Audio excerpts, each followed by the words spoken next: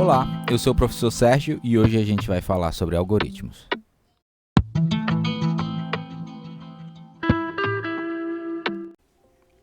É notável e é evidente que hoje em dia a nossa sociedade tem uma grande dependência das tecnologias. Então, o mundo está cada vez mais conectado e diversas áreas têm uma real dependência. Por exemplo, no campo da medicina, tanto no campo da indústria, quanto no comércio, na comunicação, só para citar alguns poucos.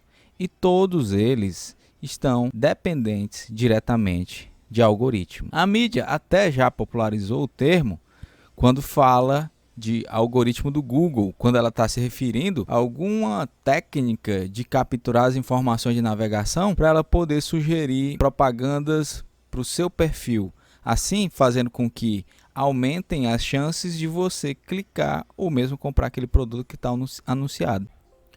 Mas de onde surgiu o termo algoritmo? Há quem diga que as duas maiores invenções do homem foram a tipografia, que foi realizada por Johann Gutenberg, na Alemanha no ano de 1448, e o sistema indo-arábico, onde você poderia representar vários números com apenas 10 símbolos. Isso surgiu por volta de 300 a.C. Antes da popularização do sistema decimal, imagina só o trabalho que dava para você somar números utilizando apenas algoritmos romanos, né? Então, até as pessoas ditas cultas precisariam pedir ajuda, né, de especialistas em ábaco para fazer cálculos naquela época. Então, o sistema hindu, foi criado por um indiano, ele passou muito tempo esquecido. E foi só no século IX que um matemático chamado Al-Khwarizmi, ele identificou a importância do sistema numérico feito daquela forma e fez diversas contribuições. Uma delas, inclusive, a adição do número zero. Então, estava fechada, estava criada o sistema decimal com 10 números. Então, ele fez diversas contribuições no campo da matemática, criando somas, subtração, divisão, utilizando esse sistema. E o termo algoritmo, ele surge então em sua homenagem. Se você parar para pensar, um cálculo matemático ele é feito seguindo um conjunto de passos finitos para você conseguir chegar a um resultado. Então, o algoritmo nada mais é que isso, uma sequência de passos ordenados que fazem sentido e passos finitos para que você obtenha um resultado final. Um resultado logicamente correto. Apesar dos esforços do Al-Khwarizmi, o sistema decimal posicional não tinha sido adotado largamente na Europa, no Ocidente. Então, mas foi através do trabalho de Leonardo de Pisa, também conhecido como Leonardo Fibonacci, isso por volta do século XIII, início do século XIII, que esse matemático italiano ele estudou o trabalho de Al-Khwarizmi e fez diversas contribuições, fazendo com que, através de seu livro, o Liber Abaci, o sistema numérico decimal pudesse ser finalmente então difundido, espalhado pelo Ocidente. E o Leonardo Fibonacci ele vai ser uma figura importantíssima para a ciência da computação. Então, Leonardo de Pisa ele foi o criador da famosa sequência de Fibonacci. A sequência Fibonacci ela foi inicialmente criada para resolver o problema do crescimento populacional de coelhos. E essa sequência ela utiliza uma formulação simples, onde f de n vai ser igual a 0 quando n for igual a 0, f de n vai ser igual a 1 quando n for igual a 1 e f de n para valores de n maiores que 1, vai ser igual a f de n menos 1 mais f de n menos 2. A sequência Fibonacci e a potência de 2 são duas das técnicas importantíssimas para a ciência da computação.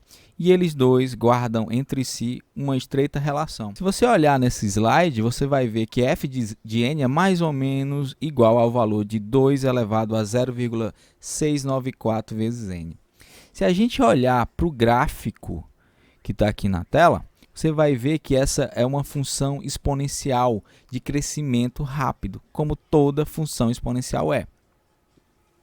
Então, a sequência de Fibonacci, ela cresce exponencialmente. Isso quer dizer que, à medida que o valor de n vai crescendo, o seu resultado, né, vai sendo maior, né? Então, por exemplo, f de 100, como está demonstrado aí, ele vai utilizar 21 dígitos. Só f de 100.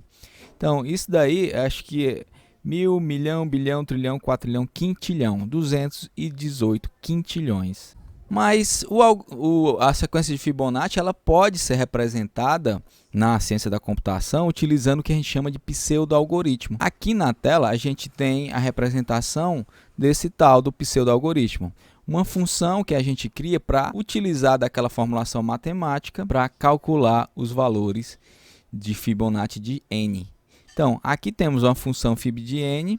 Na linha 1, se n for igual a 0, retorne 0. Na linha 2, se n for igual a 1, retorne 1.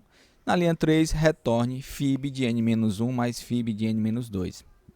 Então, esse pseudo-algoritmo serve para calcular o valor de n na sequência de Fibonacci.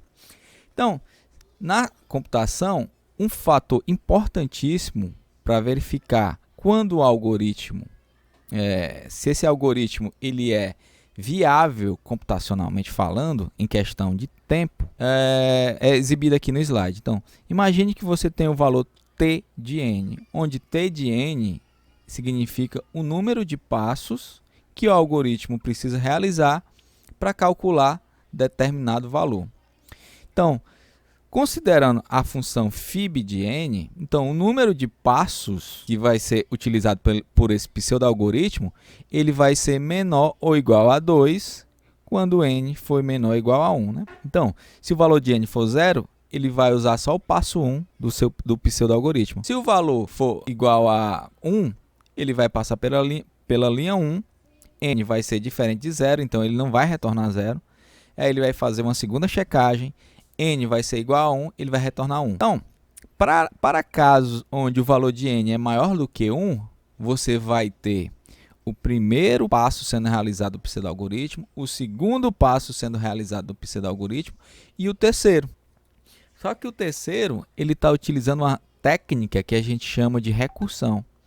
Recursão nada mais é que quando uma função chama ela mesma. Então, aqui na linha 3 do pseudo-algoritmo, a gente vê que para calcular o valor de n para valores maiores que 1, ele vai chamar recursivamente duas vezes a função fib de n. Então, para calcular o número de passos para n quando n for maior do que 1, você vai precisar chamar recursivamente o t de n-1 mais t de n-2 mais 3, uma constante.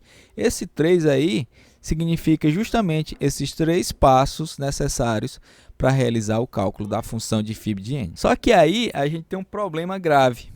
Se você utilizar aquela relação exponencial que a gente viu no slide anterior, você vai ver que para calcular o número de passos quando n for igual a 200, você vai ter um valor extraordinariamente grande. Por exemplo, se você utilizar aquela fórmula, você vai ter algo superior a 2 elevado a 138. E 2 elevado a 138 é esse número absurdo que está sendo exibido aí, certo? Então, imagine a seguinte situação. Você tem um computador relativamente rápido que realiza 40 trilhões de operações matemáticas por segundo. E com essa configuração, utilizando aquele algoritmo que a gente fez, ele levaria mais de 157 quintilhões de anos. Só para vocês terem uma ideia, o universo tem aproximadamente 13,7 bilhões de anos.